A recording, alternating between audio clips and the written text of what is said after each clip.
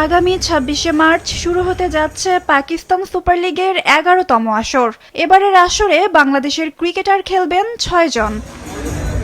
৩টি ভিন্ন দলে খেলবেন তারা। সবচেয়ে বেশি ৩ বাংলাদেশি আছেন পেশোয়ার জালমিতে। নিলাম থেকে নাহিদ রানাকে নিয়েছে দলটি, আর তানজিদ তামিম, শরীফুল ইসলামকে সরাসরি চুক্তিতে নিয়েছে পেশোয়ার। লাহোরে আছেন মুস্তাফিজুর রহমান ও পারভেজ হোসেন ইমন।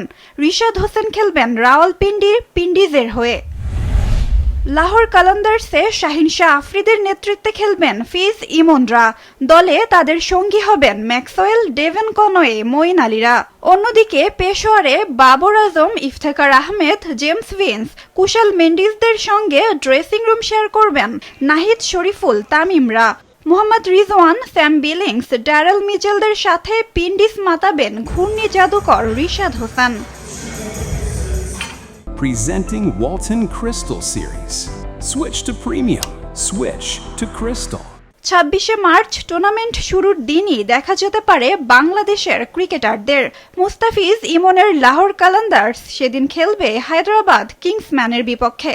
লাহোর এরপর ১১ এপ্রিল খেলবে নাহিদ তামিমের পেশোয়ারের বিপক্ষে, আর ১৮ এপ্রিল তাদের প্রতিপক্ষ রিশাদের রাওয়ালপিন্ডি। আর ২৮ মার্চ শরীফুল, নাহিদ, তামিমের পেশোয়ারের লড়াই হবে রিশাদের রাওয়ালপিন্ডিজের বিপক্ষে। পেশোয়ার জালমির শিরোপা ধরে রাখার লড়াইয়ে এবার চোখ থাকবে নাহিদ, শরীফুল এবং তামিমের দিকে।